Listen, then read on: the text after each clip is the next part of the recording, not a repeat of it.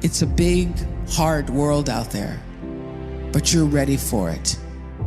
And you're ready because there is nothing more powerful than you using your personality to serve the calling of your soul.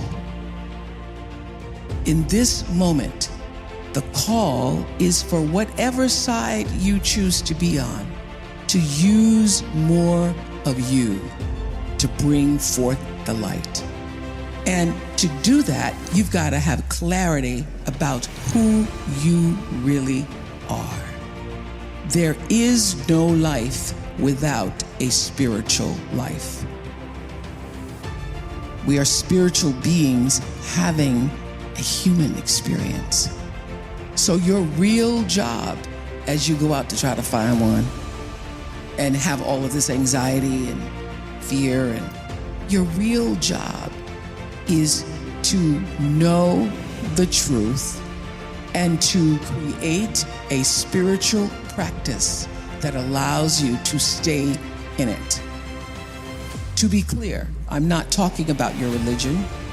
I'm talking about whatever it is that nurtures the essence of you in such a way that you can do what you came here to do. And one of the reasons why I was able to be so successful all those years on the Oprah show is because I understood there was really no difference between me and the audience. I was a surrogate for the audience because I know that the audience and you and you and you want the same thing I do. We all want to be able to live out the truest expression.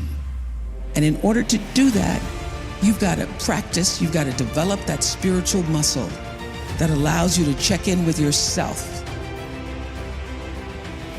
I ran across this beautiful quote the other day, I can't even remember who it was from, that said, "Do not waste your time desiring what other people have.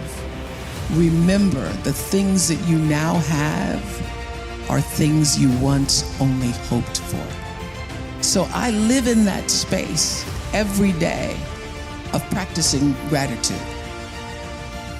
Being grateful changes your personal vibration. I was just having a conversation with Sheryl Sandberg the other day about her book Option B, and we all know she lost her beloved husband, David. And I said, "How did you get through it?" And she said, "By practicing gratitude."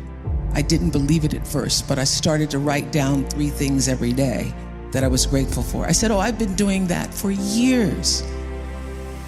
Some days you only have, "I'm still breathing," because life gets in the way sometimes. But practicing gratitude as a spiritual practice to evolve you, to bring you closer to the truth of knowing who you really are, is one of the most valuable things I have ever experienced. And I do it. I have journals and journals and journals and journals filled with 5 things a day. You can say a lot of things, but I am not a liar, and I did not conspire to take down the entire beef industry. And the more still I became, the happier I got. I'm in the midst of this trial. Chip can tell you, I came off the witness stand and I went, "That was great." He said, "Why?" I said, "Because I got to see and figure out who I really was." When you wake up in the morning looking at the world for what you're gonna write down or what you're gonna state to yourself by the end of the day that you're grateful for, you have a different outlook on life.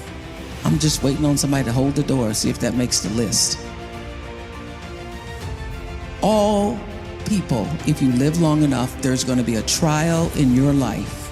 It may be disease, it may be jobs, it may be any number of crises that stand outside yourself to try to tell you who you are. Are you not?